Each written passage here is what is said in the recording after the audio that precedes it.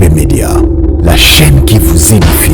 Nakotambola nanga nakotambola na nzela na yokutana muto liboma moko.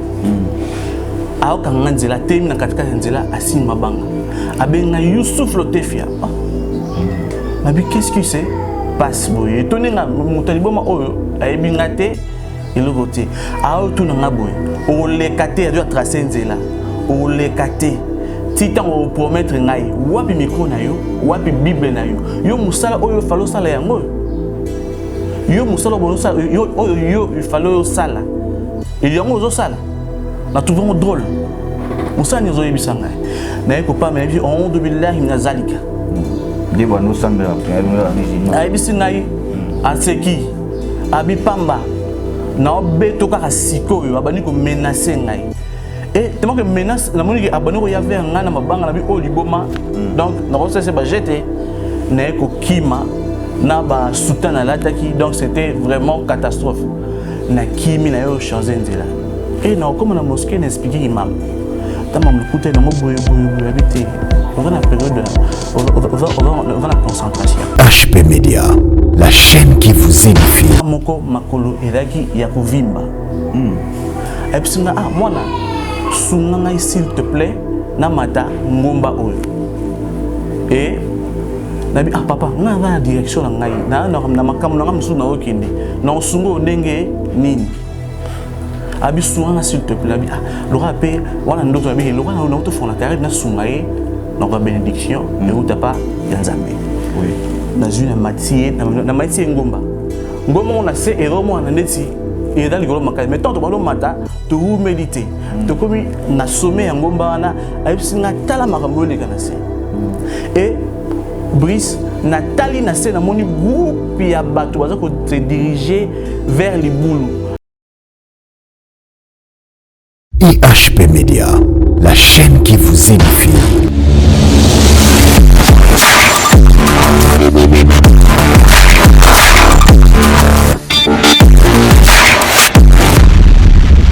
Shalom, shalom, shalom, peuple de Dieu, vous qui nous suivez partout dans le monde, à travers l'internet, à travers notre chaîne EHP Media, Kolo a Pambola Biso, de Tomisana Kolo ba toujours que comme on a un numéro ya sika monsieur Zarapo na volonté na biso te kasi pona grâce topengolo o Kolo e barana osala biso.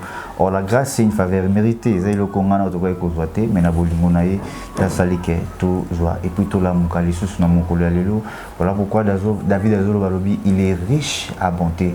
Na bola munaenda salike ngana yo tu ba kokuta na lisusu. Je dis un grand merci à vous tous ndé bonisana toujours pour la nabiso. Merci pour nos conseils, merci pour nos critiques à travers nos commentaires, merci pour nos appels, Nanzela et Singanding et Tomisana toujours console ensemble de Nabiso et c'est ça l'amour au Christ Aïbaki Nakotiki Nabiso.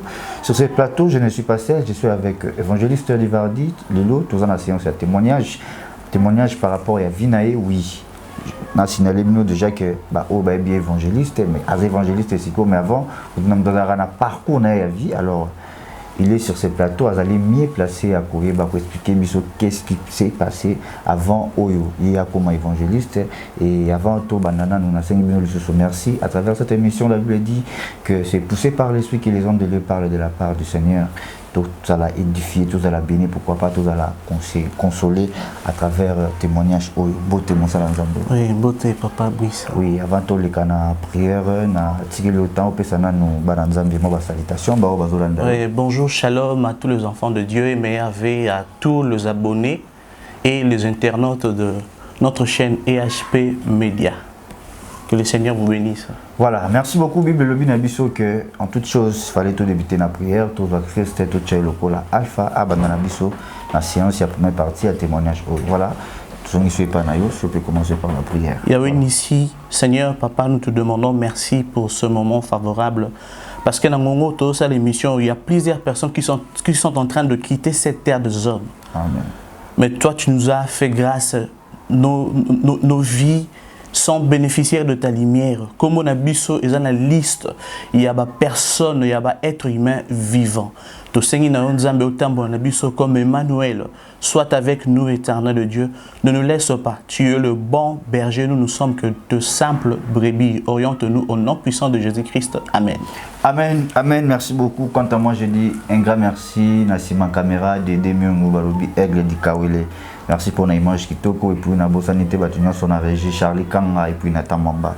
Na EHP Media vraiment kolo apambola bino na musala kitoko et pourquoi pas na pesa notre maman GH ya papa Ose Amani na pesi maman Charlotte Nzoïba na Canada bambo tebele pourquoi pas la servante de l'Éternel Noéline Mpoka vraiment Nzambe azala na biso mingi. OK. Évangéliste na tongi panayo séance ya témoignage ya tobandi yango lelo mais il fait mission non elo ni ne pousser au témoigner Nzambe na wasaila. Voilà. Bon, la Bible dit dans le verset de 2 Timothée, oui. Chapitre 1, verset 8. N'ayez donc pas honte du témoignage à rendre à notre Seigneur. Merci. Ni de moi son prisonnier, mais souffre avec moi pour l'évangile. L'Éternel a témoignage. Il y a question là. Voilà, rien ne peut nous empêcher. Il y a ko témoigner ko talisa comment Nzambe a zubiso na sa tombo libiso deni Nzambe a zubiso to qui non le côté parce que il nous a qui a na livre à Jérémie ayeba biso avant même tous en libuma maman na biso déjà pour na biso. Alors nous devons témoigner publiquement et à haute voix ce que l'Éternel a fait dans nos vies et pour nous et rien ne peut nous empêcher. C'est ça. Merci beaucoup. Alors, tout le monde a première partie na biso oyo ensemble na yo. Nzambe tout tigigno son Saint-Esprit ba ko kamba na biso a connaître biso tina suka ya témoignage. Alors, eloko nini et pour ça que au komana évangéliste avant nous ala ki wapi bitela biso na moi histoire moitié. Bon, pour y vraiment le début. Oui. Parce que avant nakoma évangéliste. Avant nakoma chrétien. J'étais en islam. Donc je fais un ping-pong de l'islam, du christianisme, christianisme. Donc de l'islam à Christ, il y a un parcours. Oui. Il y a une expérience de la naissance, de la naissance à la mort. Mutu adana histoire, adana expérience mort na katiwana. Qu'est-ce qui a fait que chrétien que j'étais Naya na islam. Quand j'avais donc parce que le côté islam n'a 14 ans et pendant biso nandaku maman ressemble à sans précis et alors ça a un prophète mort et ce prophète là venait dans la famille chrétienne. Ouais, dans la famille chrétienne. Papa catholique, maman avec qui l'église de réveil. Oui. Et maman babanu kutana prophète soana ko sambelaka ba intercession et c'est là qui moi groupe d'intercession peut côté wana et na quartier tout ça là qui wana et papa a apprécié vraiment frère wana nani prophète plutôt avec apprécié comportement prophète a eu sa maman te ngana ningi susute okendaka kokutana na prophète wana sambela na yo d'église sambela na pécité mais yo relation na yo na prophète wana et osani et aussi maté maman kaka a intoxiqué biso moni papa na bino c'est que ba prière à prophète ezako déranger papa et après 2 mois grande sœur nanga akene ko ta la prophète bon akene otikele biloko oyo maman il fallait payer ça et na okinde kuna tout tard grande sœur azongi na kolela paniqué donc malamuté et grande sœur a une information que le prophète Alingue Salini a violé. Le prophète Alingue a violé. C'était catastrophe. Et après, le prophète a été na idée de couper sa maman rapport par rapport à ce qui s'est passé dans le prophète a dit non, sœur, grande sœur a tenté. Donc, abimisi histoire il y a Joseph. Et on avait traité notre sœur de sorcière. Bakangiendo qui habitait avant qui a tenté prophète. Donc biso nous sommes choqués. Histoire la maman ça et tout à gérant papa ayeba ayebate.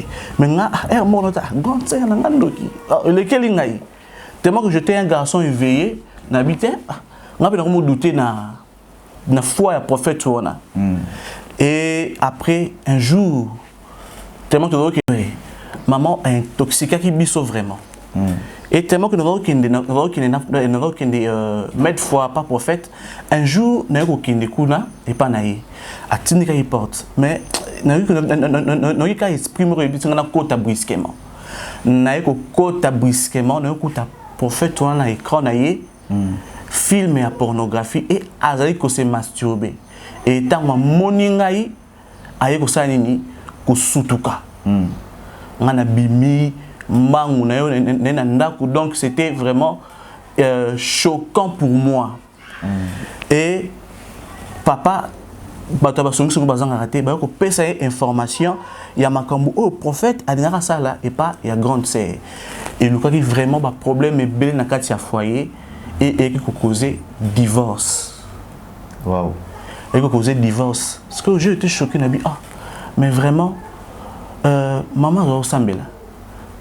Mais makambo oyo et comme ma boy c'est que prophète on va aventurier c'est que être chrétien exactement comme il y a batolu kuta j'avais vraiment perdu ma foi et ma voisin absolument musulman il s'est comporté très bien selon mon intelligence selon ma on va comprendre makam comportement bon ti ba ko influencer na ba réalité il y a divorce n'engezalaka mara trahie donc j'étais vraiment perdu perturbé fois na ikui ne ko se place ne qui se convertir na islam et na cause na islam na sali 7 ans wow et na 6e année na ko banoko vivre ba instabilité spirituelle. Ça s'est passé comment? Au mois de carême de Ramadan. Na Suyam. On sait déjà 6 ans. On a 6 ans. Expérience, vraiment. Parce comment il a niveau na 6 ans? Na 6 ans, moi parce que moi m'a mutu a rotangi sabat. Donc moi il a niveau ya rotangi sa mutu Coran. Et l'autre mot est na relation na malien moko. Malien wana azalaki na ba pratique na ye mususu. Donc il y a une kiss naïe et malien aya cousin sur la islam donc avec terrible nous avons réputation ba musulman est-ce que vous avez pire donc il y a azoki nga yé perdre autant que ça ngape naïe bena proche naïe donc par sec naïe on a eu à apprendre j'ai appris l'astrologie naïe quoi apprendre comment donc signe du zodiaque voilà. On comprend que calculer disons que Brice a botamment na moi boye Brice boye nature ya mutu. Et na 6e année pendant le mois de Ramadan maman avait malade. Avec la ligne on a angine. Oui. Et ça les mabé et ko vimbi ça pi vandi c'était vraiment catastrophe avec na relia voir même pas.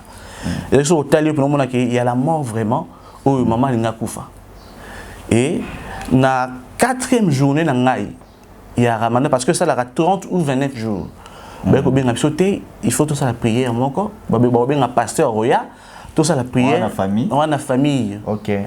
Tout ça la prière ba no tout bazala. Parce que ba message oya mabe maman ba linga ba liaye alors linga kufa ils ont ça pena image ya bienté.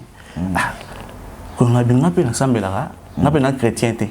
Mais tout qui n'est pas parce que n'inquiétez ils ont ma bien appelé kambuyanani ya maman oui tout est au côté on a bien soutenir ngai parce que j'étais en plein carême oui tout côté tout bandi au sambela tout bandi au sambela directement pasteur a yo sambela ndeni non sambela ka ndenge na motema parce que na sambela ndenge mo na bangote sambela ndenge parce que tout ça religion mon côté voilà. À cause de cette réalité, et même que chancer l'église, c'est réalité où les kakawana, mais chancer la religion. Oui. Et pasteur Lobaute, et dans la munzama, il y a un mouton yende de sa monnaie, le samona yende, et au sala qui maman salanini, abika. Ayo kata prier, aïpsinga frère Sambela. Nabi, papa, nganaza musulman. Na Sambela na arabe. Donc na mona ko na mona na moté matema ki na mauvais souvenir ya ba sala nzambe pe na ba mona ba misu ba ya ka epa ya malien wana ba oso ba makambu epa na ye. Donc nabi pasteur vraiment s'il vous plaît na ko sa mais na bino oyo hein ndingo lo bana vraiment je ne serai pas. Oui. Bah tu vas me donner quand même moins 6 pp. Si tu continuer prière à ici, mais maman il va bien été. Et après tant que tu sais si prière voilà, na aucun date. Na aucun na continue na paix suyam na ngaya Ramadan, période na ngaya jeûne. Et on a continué pendant le mois Laylatul Qadr. Pendant le période de Laylatul Qadr, parce que dans le carême Ramadan, ils en a dit des derniers jours, ils sont très très importants. Tous les musulmans à Lukaka, la nuit du destin. Ok, les musulmans la raté, ils concentré dans Boutouana.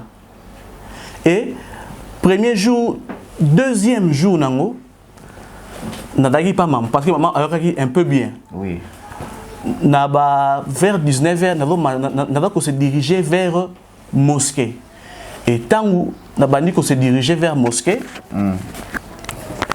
nous avons dit que nous avons dit Mutalibo Mamoro Nanzela. Nous avons dit que nous avons Nanzela, nous avons dit Mutalibo Mamoro. Alors que nous avons dit que nous avons dit que nous avons dit Youssouf Lotefia. Mais qu'est-ce qui se passe? Et tout le monde a été le côté. A tout le monde on les caté, a dû tracer nzela. On les caté. Titan on promettre ngai. Wapi micro na yo, wapi bible na yo. Yo musala oyo falo sala yango. Yo musala bonusa yo il falo sala. Et yango zo sala. Na trouvons drôle. Musala nyozo yebisanga. Na yeko pas même on de billahi minazalika. Nous sommes musulmans. Aïbisingaï, Aseki, Abipamba, Naobeto Karasiko, Abaniko menacé ngai. Et tellement que menace, la monique Abaniko Yave un an à ma banque, Nabi Oliboma, donc, Narosa Sebajete, Neko Kima, Naba Soutan à l'attaque, donc c'était vraiment catastrophe. Nakimi n'a eu changé de là. Et non, comme la mosquée n'expliquait imam. Dans la période, dans la concentration. Et le diable, il déranger pour que déconcentrer.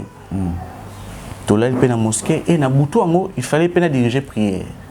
Pour diriger prière. Il fallait diriger prière parce que dans la prière, elle est le cadre. Dans la période où on a des musulmans, il y a une retraite. Tous les musulmans allaient à la mosquée. Pour que Nabutu ressemble de minuit 30 ou bien minuit jusqu'à 3h30. Et ceux qui veulent diriger prière, ils ont tout ça à tout, ils ont la connaissance, ils ont assemblée. Voilà. L'équipe a dirigé prière. Raka et Souka. Parce que autant Fatia, autant que surat Moussous. Fatia est la prière d'ouverture. Voilà. Après, on a prière Moussous, na surat Moussous. Et na balota surat, ils arrivent vraiment à Moutou. Na yo comme la katikati, na yo ko bossana. Maloba. Il y a surat wana. Tellement que ça reste soki qui au samedi sabato diriger prière, so ko bossani bato bana sima. Ba ko rappeler yo. Ba rappeler nga ba parole ba moana mais nazaka se retrouver té et na eko kata place wana to ko na osala tout au kiti na kati prière pe si imam nabi qui na va vraiment déconcentré mutu so ça ni a diriger prière et koleka et dernier jour OK to fond la carême lobby idi journée wana ya suka to foni pe carême bien na bouton na on est ko lala na bouton na lali na e komona na otambo na nzela na oyemba nzembo oyo ba musulman ba yemba soki ba fongoli carême na zo yemba na ko se diriger vers destination nga na komona mopanzi papa moko makolo ezalaki ya kovimba. Et puis mwana sunga ngai s'il te plaît na mata ngomba oyo. Et nabi papa nga na direction na ngai na makambo na ngamusu na okende na sungo ndenge nini abi sunga s'il te plaît abi lora pe wana ndoto abi lora na auto fona carré na sungaye na ba bénédiction et ou tapa ya nzambe. Oui. Na zuna matie na matie ngomba on a ces héros moi na ndeti et dans ligolo makali mais tant to balo mata to humilité to komi na sommet ya ngomba wana ayisinga tala makambo le kana se et Brice Nathalie na se na moni groupe ya bato baza ko se diriger vers libulu on a tellement profond et na se libulu wana donc contenir libulu wana mo na te libulu est tellement makasi pe molili bato mususu babandaki déjà osanini kokwea na kati ya libulu ayisinga moni bato wana bakoyoka kaka yo bato wana bakoyoka kaka yo loba na bango quelque chose pour que basa nini balonga na kati ya danger oyo voilà na yebisi bango bato boleka boye bato wana bayoki mbongo na ngane na dirigeaki bango baleka nzela mosusu étant baleki nzela mosusu wana babani kokende toye ko se retrouver siko na destination place bato wana bakokende place moko tellement bien kosala te balaki joyeux et memi nga na chipo ba batomboli nga lowa donc ça veut dire non kumi c'est bon parce que nga na sauver bango vie ndoto et au katananga ana tongo tellement que peu na islam selon connaissance tanga que sur l'autre ndoto moyen obetela muninga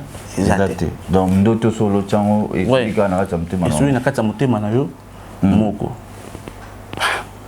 na yo réfléchir mais qu'est-ce qui se passe ndoto elaki Mimi et Goleka. Et tu as une organisation, mon kona bami, il fallait tokende kinkole. Tu as ici la possibilité, bongo, jouer en ope et coquille. Et ça qui un certain dimanche. Tu as eu, quand tu filles, mon corps, n'a gagné une recette et la pas na bango. Tu as eu, tu as mis un peu, tu as eu deux groupes. Groupe à Liboso, qui est moins retard. Tant que comme une échangeur, oncle Moko a promis un bon. Oui. Et puis on a rejoindre la 7e rue. Et na kita na côté à ya statue Lumumba. Liboso ya espace Ngindu. Oui, côté échangeur. Voilà. Tant na kiti na été bien continuer na rozo mbongo. On a rejoindre bino. Et tant na kiti na rejoindre pe oncle a pe singambongo na bandi ko landa ba minanga. Et na okende toleki aéroport Angeli embouteillage embouteillage ezalaka vraiment qu'est-ce qui se passe en réalité nini pena parce que c'est étonnant le dimanche embouteillage donc embouteillage accident moko boye salami place on a causé embouteillage accident au terrave 4 moko et sali tono bato bakufi sur place directement noki ba chair de poule na biso to na RAV 4 c'est quoi? Na kiti, na bantu tout le monde ko tambola makolo. Et tant on a poussani na ko mona sikoyo, eza mutuka oyo ngai nazaki na kati na ba minanga. Seigneur Jésus. Ah bon? Et zaki donc batika 4, peut-être 5. Quand tu batika 4, 2 ba minanga proche. Ba kufi sur place. Fiwana à l'agonie na masa mso azaki kokumba biso yo donc terrible ba ozo bango ba ki na hôpital nga abattu donc perdu na yebe souté que na sala nini na okene non ndenge nini et pas ba fiwana na repesa sango ndenge nini et c'était vraiment tragique et mi balé wana moko fi wana ayo kufa na hôpital chauffeur a bukanaki bassin akufaki après 2 mois parce que Brice n'a pas période de surtout et c'est une catastrophe on m'a traité de tout sorcier oli ba camarade na yo voilà marabout on m'a traité de tout sauf rien. Sony et Hermo n'a pas s'exiler, n'a pas tante moko. Pas tante moi je peux moyen peu au sein de la paix exacté. Oui. Bah il y a des musulmans dans le quartier wana. Bah il y a des musulmans dans le quartier wana. Si n'a pas tante wana, et eux ils moi vie de prière nanga. Si moi motoné bo mami donc na ozonga na quartier après 4 mois. Et tant on a zongi na ndaku tarba manga traîner bazala kaka. Oui. Hein? Na ba réputation maramutu. Donc façon na rozaela ezaki malamuté changer. Na écoute na fille moko. Na va rolingai. Et fille wana alors invité nga ote ngam poto sur la bien. Il faut y à l'église. Aye ba ki pété nga daki mission na bomé nature nga malgré nous na nga daki nango. Na bandi ko kina ba dimanche kaka. Premier dimanche nake donc pasteur wana maramate yaki. Donc tout kaki nga pena motema na mona pena ki tipo lora ba bisi maramona nga yanga voter ya boy. Et tellement que malgré maramona no mon ka ba aventurer parce que mémoire nga et bien à partir ya makambo ya prophète wana oui à ça na famille na biso à partir ya ba empreinte ya mabe oyo ya salini atika na famille. Deuxième dimanche, troisième dimanche nake tangu baté yaka tangu bayembi louange après pasteur Matéa voilà et à Matéa notara même pasteur nabia nabi mwana zonga na ndako donc il fatigue beaucoup terrible na tellement que l'église on peut dire pepe meni il y a pas na biso na bimi na ngape na zongi na ndako na coach na salon bimi pour la fatigue na bimi pour la fatigue voilà mon on soit intéressante et en plus les filles on paye qui n'est pété donc baye na on peut maman na baye na ngape ka mbala donc en réalité na qui n'était pas dans nous sambela mo qui n'est pour non qui n'est pas fille on a convaincre jusqu'à ce qu'il a oya pena très bien et na coach saka ndako na avait na canapé na bandi ko zappé mais qui fatigue à ma case c'est na la veille pendant 5 minutes na telemi na coach na couloir na simbi serrir ya porte na qui pena voix audible voix audible et puis na divardi oui bité ko kata culte ezalaka mabe ah na oui certainement même dans la mosquée celui déjà imam maintenant mimba moyen au sanini et robi masusu ezate